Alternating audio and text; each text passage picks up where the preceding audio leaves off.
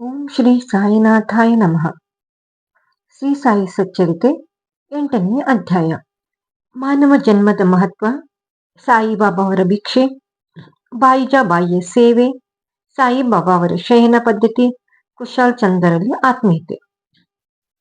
ಈ ಅಧ್ಯಾಯದಲ್ಲಿ ಹೇಮಾಡ ಪಂತರು ಮಾನವ ಜನ್ಮದ ಮಹತ್ವ ವಿವರಿಸಿ, ಬಾಬಾ ಅವರ ಆಹಾರ ಭಿಕ್ಷೆ, ಬಾಯಿಯವರು ಹೇಗೆ ಅವರ ಸೇವೆ ಮಾಡುತ್ತಿದ್ದರು, ಬಾಬಾ ಅವರು ರಾತ್ರಿ ಮಸೀದಿಯಲ್ಲಿ ಹೇಗೆ ನಿದ್ರಿಸುತ್ತಿದ್ದರು ಮತ್ತು ಕುಶಲಚಂದ್ರನು ಹೇಗೆ ಪ್ರೀತಿಸುತ್ತಿದ್ದರು ಎಂಬುದನ್ನು ವಿವರಿಸಿದ್ದಾರೆ.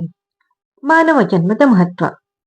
ಪ್ರಪಂಚದಲ್ಲಿ ಸ್ವರ್ಗ, ಮರ್ತ್ಯ, ನರಕ, ಪಾತಾಳ, ಸಾಗರ, ಗಗನ ಮತ್ತು ಇನ್ನಿತರ ಲೋಕಗಳೂ ಸೇರಿ ಆ ಪರಮಾತ್ಮನು ಕೋಟಿಗಟ್ಟಲೆ ಪ್ರಾಣಿಗಳನ್ನು ಮತ್ತು ಮಾನವರನ್ನು ಸೃಷ್ಟಿಸಿರುತ್ತಾನೆ. ಇವುಗಳಲ್ಲಿ ಪುಣ್ಯವೇ ಪ್ರಧಾನವಾಗಿದ್ದ ಜೀವಿಗಳು ಸ್ವರ್ಗವನ್ನು ಸೇರಿ ತಮ್ಮ ಕರ್ಮದ ಫಲವನ್ನು ಅನುಭವಿಸಿದ ನಂತರ ಮರ್ತ್ಯಲೋಕಕ್ಕೆ ಬರುತ್ತವೆ.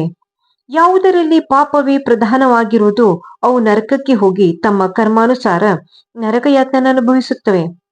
ಪಾಪ ಪುಣ್ಯಗಳು ಸಮದೂಗಿದಾಗ ಅವು ಭೂಲೋಕದಲ್ಲಿ ಮಾನವ ಜನ್ಮವನ್ನು ಪಡೆಯುತ್ತವೆ. ಈ ಒಂದು ಜನ್ಮದಲ್ಲಿ ನಮಗೆ ಪರಮಾತ್ಮನ ಮುಕ್ತಿ ಪಡೆಯಲು ಅವಕಾಶ ನೀಡುತ್ತಾನೆ. ಪಾಪ ಪುಣ್ಯಗಳಿಂದ ಮುಕ್ತರಾದವರಿಗೆ ಮೋಕ್ಷ ದೊರೆಯುತ್ತದೆ. ಆತ್ಮಗಳು ತಮ್ಮ ಕರ್ಮಾನುಸಾರ ಪುನರ್ಜನ್ಮ ತಾಳುತ್ತವೆ. ಮಾನವ ದೇಹದ ಬೆಲೆ. ನಮಗೆ ತಿಳಿದಿರುವಂತೆ ಆಹಾರ, ನಿದ್ರೆ, ಹೆದರಿಕೆ ಮತ್ತು ಲೈಂಗಿಕ ಸಂಬಂಧ ಇವು 4 ಸಮಸ್ತ ಸೃಷ್ಟಿಗಳಿಗೂ ಸಾಮಾನ್ಯ. ಆದರೆ ಮಾನವನಿಗೆ ಯಾವ ಜನ್ಮದಲ್ಲಿಯೂ ಸಾಧ್ಯವಾಗದಂತಹ ಆ ಪರಮಾತ್ಮನನ್ನು ಹೊಂದಬಹುದಾದ ವಿಶೇಷವಾದ ಜ್ಞಾನದ ಸೌಲಭ್ಯವಿದೆ. ಅದುದರಿಂದಲೇ ದೇವತೆಗಳಿಗೂ ಕೂಡ ಮಾನವನ ಈ ಶಕ್ತಿಯನ್ನು ಕಂಡರೆ ಅಸೂಯೆ. ಮಲ, ಶ್ಲೇಷ್ಮ, ಆಮ ಮತ್ತು ಕೊಳೆ ಇವುಗಳಿಂದ ಕೂಡಿದ ಮತ್ತು ರೋಗ ರುಜಿನಗಳಿಂದ ಬಲಿಯಾಗಿರುವ ಈ ಮಾನವ ಜನ್ಮದಂತಹ ಕೆಟ್ಟ ಜನ್ಮ ಇನ್ಯಾವುದಿದೆ ಎಂದು ಕೆಲವರ ಅಭಿಪ್ರಾಯ. ಇದು ಸ್ವಲ್ಪ ಮಟ್ಟಿಗೆ ನಿಜವೇನೋ ಹೌದು.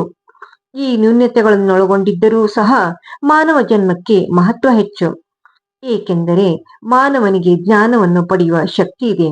ಮಾನವನು ಈ ದೇಹದ ಮತ್ತು ಪ್ರಪಂಚದ ತಾತ್ಕಾಲಿಕತೆ, ಇಂದ್ರಿಯ ಭೋಗಗಳಲ್ಲಿ ಜಿಗುಪ್ಸೆ, ಸತ್ಯ ಮತ್ತು ಮಿಥ್ಯದ ಸಾಮರ್ಥ್ಯ ಇವುಗಳನ್ನು ತುಲನೆ ಮಾಡಿ ಆ ಪರಮಾತ್ಮನು ಹೊಂದಲು ಸಹಾಯಕವಾಗುವಂತಹ ಜ್ಞಾನವನ್ನು ಹೊಂದಬಹುದು. ಮಾನವ ಜನ್ಮ ಮಲಮ ಎಂದು ಉದಾಸೀನರಾದರೆ ಆ ಪರಮಾತ್ಮವನ್ನು ಹೊಂದುವ ಸೌಲಭ್ಯವನ್ನು ಕಳೆದುಕೊಳ್ಳುತ್ತಾರೆ. ಇಂದ್ರಿಯ ಸುಖಭೋಗಗಳೇ ಲೇಸೆಂದು ಅತ್ತ ಮನೆ ಹರಿಸಿದರೆ ನರಕದ ಬಾಗಿಲು ಕಾದಿರುತ್ತದೆ. ಆದುದರಿಂದ ನಾವು ಕುದುರೆಯ ಮೇಲೆ ಕುಳಿತಿರುವ ಸವಾರನು ತನ್ನ ಗುರಿಯನ್ನು ಮುಟ್ಟಿ ಹಿಂದಿರುಗುವ ತನಕ ತನ್ನ ಕುದುರೆಯನ್ನು ಹೀಗೆ ಬಹಳ ಎಚ್ಚರಿಕೆಯಿಂದ ನೋಡಿಕೊಳ್ಳುತ್ತಾನೋ ಅದೇ ರೀತಿಯಿಂದ ನಾವು ನಮ್ಮ ದೇಹವನ್ನು ಕಾಪಾಡಿಕೊಳ್ಳಬೇಕು. ಈ ಮಾನವ ಜನ್ಮದಲ್ಲಿ ಪರಮಾತ್ಮನನ್ನು ಕಾಣಲು ಅನುಕೂಲವಾಗುವಂತ ಆತ್ಮಜ್ಞಾನವನ್ನು ಪಡೆಯಲು ಶ್ರಮಿಸಬೇಕು. ಪರಮಾತ್ಮನು ಅನೇಕ ಪ್ರಾಣಿಗಳನ್ನು ಸೃಷ್ಟಿಸಿದ ನಂತರವೂ ಸಹ ತೃಪ್ತನಾಗಲಿಲ್ಲ. ಕಾರಣವೇನೆಂದರೆ ತನ್ನ ಕೆಲಸವನ್ನು ಹೊಗಳುವಂತ ಯೋಗ್ಯತೆ ಯಾವ ಪ್ರಾಣಿಗೂ ಇರಲಿಲ್ಲ. ಆದುದರಿಂದ ಅವನು ಬೇರೊಂದು ಜೀವವನ್ನು ಸೃಷ್ಟಿಸಬೇಕಾಯಿತು. ಅದಕ್ಕೆ ವಿಶೇಷವಾದ ಜ್ಞಾನ ಬಲವನ್ನು ಕೊಟ್ಟನು. ಈ ಹೊಸ ಸೃಷ್ಟಿಯೇ ಮಾನವ. ಆಗ ಮಾನವನಿಗೆ ತನ್ನ ಲೀಲೆಯನ್ನು ಹೊಗಳುವಂತಹ ಶಕ್ತಿ ಇದೆ ಎಂದು ತೃಪ್ತಿ ಹೊಂದಿದನು. ಆದುದರಿಂದ ಮಾನವ ಜನ್ಮವನ್ನು ಹೊಂದುವುದೇ ದುರ್ಲಭ. ಹಾಗೆ ಹೊಂದಿದ್ದರೆ ನಿಜಕ್ಕೂ ಅದೃಷ್ಟವೆನ್ನಬಹುದು. ಎಲ್ಲದಕ್ಕಿಂತಲೂ ಶ್ರೇಷ್ಠವಾದುದು ಬಾಬಾರವರ ಚರಣಾರವಿಂದಗಳ ಸೇವೆ ಸಲ್ಲಿಸುವ ಸೌಲಭ್ಯ ದೊರಕಿರುವುದು. ಮಾನವನ ಕರ್ತವ್ಯ. ಮಾನವ ಜನ್ಮ ಅಮೂಲ್ಯವಾದುದು. ಹುಟ್ಟಿದ ಮೇಲೆ ಸಾವು ಖಂಡಿತ ಎಂಬುದು ಅರಿತ ಮೇಲೆ ನಾವು ನಮ್ಮ ಜೀವನದ ಗುರಿಯನ್ನು ಮುಟ್ಟಲು ಯಾವಾಗಲೂ ಶ್ರಮಿಸಬೇಕು. ಸೋಮಾರಿತನ, ಆಲಸ್ಯ ಇವುಗಳನ್ನು ತಳ್ಳಿ ಜಡತನವನ್ನು ತ್ಯಜಿಸಿ ಹಗಲಿರಲು ನಾವು ಪರಮಾತ್ಮನನ್ನು ಕುರಿತು ಧ್ಯಾನಿಸಬೇಕು. ಇದನ್ನು ಮಾಡದಿದ್ದರೆ ಮಾನವನು ಕಾಡು ಪ್ರಾಣಿಗಳಿಗಿಂತಲೂ ಕೀಳಾಗುತ್ತಾನೆ. ಸಾಧು ಸಂತರ ಆಶ್ರಯ. ನಿಮ್ಮ ಗುರಿಯನ್ನು ಬೇಗನೆ ಸಾಧಿಸಬೇಕಾದರೆ ಆ ಪರಮಾತ್ಮನ ಸಾಕ್ಷಾತ್ಕಾರವನ್ನು ಹೊಂದಿರತಕ್ಕ ಸಾಧು ಸಂತರನ್ನು ಆಶ್ರಯಿಸಬೇಕು. ಧಾರ್ಮಿಕ ಪುರಾಣ ಕೇಳುವುದರಿಂದಲೂ ಧಾರ್ಮಿಕ ಗ್ರಂಥಗಳನ್ನು ಪಠಿಸುವುದರಿಂದಲೂ ಯಾವುದನ್ನು ಪಡೆಯಲು ಅಸಾಧ್ಯವೋ ಅಂಥದನ್ನು ಈ ಪವಿತ್ರ ಆತ್ಮಗಳ ಸ್ನೇಹದಿಂದ ಪಡೆಯಬಹುದು.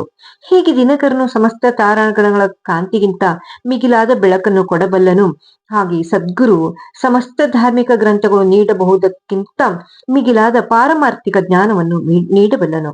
ಅವನ ಚಲನವಲನಗಳೇ ನಮಗೆ ಮೃದುವಾದ ಮಾರ್ಗದರ್ಶನ ನೀಡುತ್ತವೆ. ಕ್ಷಮೆ, ತಾಳ್ಮೆ, ದಯೆ, ದಾನ, ಧರ್ಮ, ಇಂದ್ರಿಯ ನಿಗ್ರಹ ಶಕ್ತಿ ಇವುಗಳನ್ನು ಗುರು ಅಭ್ಯಾಸ ಮಾಡುವಾಗಲೇ ಶಿಷ್ಯರು ಅದನ್ನು ಪಾಲಿಸಿರುತ್ತಾರೆ. ಇದು ಕೂಡ ಅವರ ಮನಸ್ಸನ್ನು ಪಾರಮಾರ್ಥಿಕ ಜ್ಞಾನದೆಡೆಗೆ ಕೊಂಡೊಯ್ಯುತ್ತದೆ. ಶ್ರೀ ಸಾಯಿ ಬಾಬಾ ಅವರು ಇಂಥ ಒಬ್ಬ ಸಂತ ಸದ್ಗುರು. ಇವರು ಬಾಹ್ಯದಲ್ಲಿ ಫಕೀರರಾಗಿ ಕಂಡರೂ ಯಾವಾಗಲೂ ಆತ್ಮದಲ್ಲಿ ತಲ್ಲೀನರಾಗಿರುತ್ತಿದ್ದರು.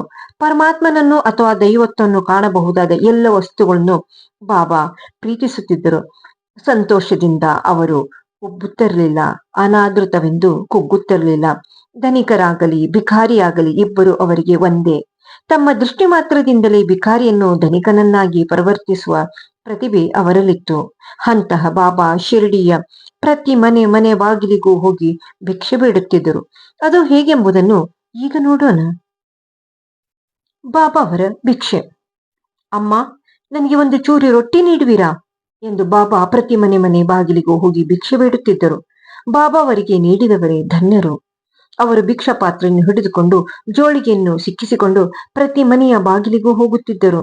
ಸಾಂಬಾರು, ಪಲ್ಯ, ಮಜ್ಜಿಗೆ, ಸಾರು ಮುಂತಾದವುಗಳನ್ನು ಪಾತ್ರೆಗಳಲ್ಲಿಯೂ, ಅನ್ನ ಮುಂತಾದ ಗಟ್ಟಿ ಪದಾರ್ಥಗಳನ್ನು ಜೋಳಿಗೆಯಲ್ಲೂ ಹಾಕಿಸಿಕೊಂಡು ಬರುತ್ತಿದ್ದರು. ಅವರಿಗೆ ಆಹಾರ ಪದಾರ್ಥಗಳ ಚಾಪಲ್ಯವಿರಲಿಲ್ಲ. ಕೊನೆಗೆ ಭಿಕ್ಷೆ ಬೇಡಿ ತಂದ ಎಲ್ಲ ಪದಾರ್ಥಗಳನ್ನು ಬೆರೆಸಿ ಮನದಣಿವಂತೆ ತಿನ್ನುತ್ತಿದ್ದರು. ಒಂದೊಂದು ದಿನ ಮಧ್ಯಾಹ್ನ 12 ಗಂಟೆಯವರೆಗೂ ಭಿಕ್ಷೆ ಬೇಡುತ್ತಿದ್ದರು. ಅವರು ತಿನ್ನುವಾಗ ನಾಯಿ, ಬೆಕ್ಕು, ಕಾಗೆಗಳು ಸಹ ಅವರೊಡನೆ ಬಂದು ತಿನ್ನುತ್ತಿದ್ದವು. ಆದರೆ ಬಾಬಾ ಅವರು ಅವುಗಳನ್ನು ಓಡಿಸುತ್ತಿರಲಿಲ್ಲ. ಮಸೀದಿಯನ್ನು ಗುಡಿಸಿ ಸಾರಿಸುತ್ತಿದ್ದವರೂ ಸಹ 10-12 ರೊಟ್ಟಿ ಚೂರುಗಳನ್ನು ತೆಗೆದುಕೊಂಡು ಹೋಗುತ್ತಿದ್ದರು. ಕನಸಿನಲ್ಲಿಯೂ ಸಹ ನಾಯಿ, ಬೆಕ್ಕುಗಳನ್ನು ಹೆದರಿಸಿ ಓಡಿಸದೇ ಇದ್ದ ಬಾಬಾ ಬಡ ಜನರನ್ನು ಓಡಿಸಬಹುದೇ? ಶಿರಡಿಯಲ್ಲಿಯ ಜನರು ಇವರನ್ನು ಮೊದಲು ಹುಚ್ಚರೆಂದು ತಿಳಿದಿದ್ದರು. ಪ್ರತಿ ಮನೆಯ ಬಾಗಿಲಿಗೂ ಹೋಗಿ ಭಿಕ್ಷೆ ಬೇಡಿ ಜೀವಿಸುವವರನ್ನು ಯಾರು ತಾನೇ ಗೌರವಿಸುವರು? ಅವರು ಬಾಹ್ಯದಲ್ಲಿ ಚಂಚಲಾಗಿದ್ದರೂ ಅಂತರಂಗದಲ್ಲಿ ಮಹಾಜ್ಞಾನಿಯಾಗಿದ್ದರು. ಅವರ ಮಾರ್ಗ ಅದ್ವಿತೀಯವಾಗಿತ್ತು. ಕೆಲವರು ಇವರನ್ನು ಮಹಾಜ್ಞಾನಿಗಳೆಂದು ಗೌರವಿಸುತ್ತಿದ್ದರು. ಇದನ್ನು ಉದಾಹರಿಸುವ ಕಥೆಯೊಂದು ಈ ರೀತಿ ಇದೆ. ಬಾಜಾಬಾಯಿಯ ಸೇವೆ. ತಾತ ಕೋತೆಯವರ ಮಾತೆ ಬಾಜಾಬಾಯಿಯವರು ಸ್ವಲ್ಪ ರೊಟ್ಟಿ ನೀರು ತೆಗೆದುಕೊಂಡು ಕಾಡಿಗೆ ಪ್ರತಿದಿನವೂ ಹೋಗುತ್ತಿದ್ದರು. ಸ್ವಲ್ಪ ಹೊತ್ತು ಅಲೆದ ನಂತರ ಈ ಫಕೀರ್ನನ್ನು ಸಂಧಿಸುತ್ತಿದ್ದರು. ಹೀಗೆ ಸಂದರ್ಶಿಸಿದ ತಕ್ಷಣ ಅವರಿಗೆ ಎಲೆ ಹಾಕಿ ಊಟಕ್ಕೆ ಬಡಿಸುತ್ತಿದ್ದರು. ನಂತರ ಬಲವಂತ ಮಾಡಿ ಊಟ ಮಾಡಿಸುತ್ತಿದ್ದರು. ನಿಜವಾಗಿಯೂ ಅವರ ನಂಬಿಕೆ, ಸೇವೆ ಅಗಾಧವಾಗಿತ್ತು. ಈ ಸೇವೆಗೆ ಪ್ರತಿಫಲವಾಗಿ ಅವರ ಮಗನಿಗೆ ಬಾಬಾ ಅಮೂಲ್ಯ ಆಶೀರ್ವಾದ ಕೊಟ್ಟರು. ತಾಯಿ ಮತ್ತು ಮಗ ಇಬ್ಬರಿಗೂ ಬಾಬಾರವೆಂದರೆ ಪಂಚಪ್ರಾಣ. ಬಾಬಾ ಅವರು ಅನೇಕ ಸಾರಿ ಅವರಿಗೆ ಈ ತಿರುಕನೇ ದೇವನ ಅವತಾರ ಎಂದು ಹೇಳುತ್ತಿದ್ದರು. ಸ್ವಲ್ಪ ದಿನಗಳ ನಂತರ ಬಾಬಾ ಅವರು ಕಾಡಿನಲ್ಲಿ ನೆಲೆಸುವುದನ್ನು ಬಿಟ್ಟು ಊರಲ್ಲಿ ಬಂದು ನೆಲೆಸಿದರು. ನಂತರ ಬಾಜಾಬಾಯಿಯವರಿಗೆ ಕಾಡಿನಲ್ಲಿ ಅಲಿಯುವ ಕಷ್ಟ ತಪ್ಪಿತು. ತ್ರಿಮೂರ್ತಿಗಳ ಶಯನ. ಯಾರ ಅಂತರಾತ್ಮದಲ್ಲಿ ಪರಮಾತ್ಮನು ವಾಸಿಸುವನೋ ಅಂತಹ ಸಂತರೇ ಧನ್ಯರು. ಇಂಥ ಸಂತರ ಸತ್ಸಂಗವನ್ನು ಹೊಂದುವ ಮಾನವನು ನಿಜಕ್ಕೂ ಅದೃಷ್ಟಶಾಲಿಯೇ ಸರಿ. ಚಾಚಾ ಕೋತೆ ಮತ್ತು ಭಗತ್ ಮಾಳಸಾಪತಿಯವರು ಸಾಯಿಬಾಬಾ ಅವರ ಸಂಪರ್ಕ ಹೊಂದಿದ್ದರು. ಸಾಯಿಬಾಬಾರಿಗೂ ಸಹ ಇವರಲ್ಲಿ ಅತ್ಯಂತ ಪ್ರೀತಿ ಇಟ್ಟಿದ್ದರು.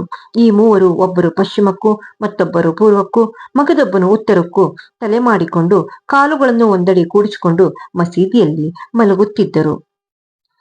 ಅನೇಕ ಸಾರಿ ಮಧ್ಯರಾತ್ರಿಯವರೆಗೂ ಹರಟೆ ಹೊಡೆಯುತ್ತಾ ನಂತರ ನಿದ್ರಿಸುತ್ತಿದ್ದರು. ಒಬ್ಬನು ನಿದ್ದೆ ಮಾಡಲು ಆರಂಭ ಮಾಡಿದರೆ ಮತ್ತೊಬ್ಬನು ಎಚ್ಚರಗೊಳ್ಳುತ್ತಿದ್ದನು. ಉದಾಹರಣೆಗಾಗಿ ತಾತ ನಿದ್ರಿಸಿದ್ದರೆ ಬಾಬಾ ಅವರು ಕೂಡಲೇ ಎದ್ದು ಅವನನ್ನು ಅಲುಗಾಡಿಸಿ ಎಚ್ಚರಿಸುತ್ತಿದ್ದರು. ಮಾಳಸಾಪತಿ ನಿದ್ರಿಸಿದರೆ ಅವರನ್ನು ಅಮೃತ ಹೆಚ್ಚಿಸುತ್ತಿದ್ದರು. ಈ ರೀತಿ 14 ವರ್ಷಗಳವರೆಗೆ ತಾತ್ಯಾರವರು ತಮ್ಮ ಮನೆಯನ್ನು ಬಿಟ್ಟು ಬಾಬಾರವರೊಡನೆ ಮಸೀದಿಯಲ್ಲಿ ಮಲಗುತ್ತಿದ್ದರು. ಬಾಬಾ ಅವರ ಪ್ರೇಮ ಮತ್ತು ದಯೆ ಇವುಗಳನ್ನು ಯಾರಿಂದ ವಿವರಿಸಲು ಸಾಧ್ಯ? ತಾತ ಅವರು ತಮ್ಮ ತಂದೆಯ ಕಾಲವಾದ ನಂತರ ಪ್ರಪಂಚದ ಭಾರ ಹೊರಬೇಕಾಗುವುದರಿಂದ ಮನೆಯಲ್ಲಿ ರಾತಾದ ಕುಶಾಲ್ ಚಂದ್. ಬಾಬಾ ಅವರಿಗೆ ಶಿರಡಿಯ ಗಣಪತಿ ಕೋತೆಯವರೆಂದರೆ ಬಹಳ ಪ್ರೀತಿ. ರಾತಾದ ಚಂದ್ರಭಾನು ಸೇಠವರೆಂದರೂ ಅಷ್ಟೇ ಪ್ರೀತಿ ಮತ್ತು ಆದರ.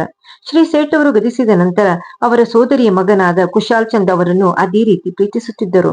ಅವರ ಯೋಗಕ್ಷೇಮಗಳನ್ನು ಹಗಲು ರಾತ್ರಿ ಚಿಂತಿಸುತ್ತಿದ್ದರು. ಕೆಲವು ಸಾರಿ ಸಂಗಡಿಗರೊಂದಿಗೆ ಎತ್ತಿನ ಗಾಡಿಯಲ್ಲಿ ಅಥವಾ ಟಾಂಗಾದಲ್ಲಿ ಆಗಾಗ ರಹತಾಕ್ಕೆ ಬಂದು ಹೋಗುತ್ತಿದ್ದರು.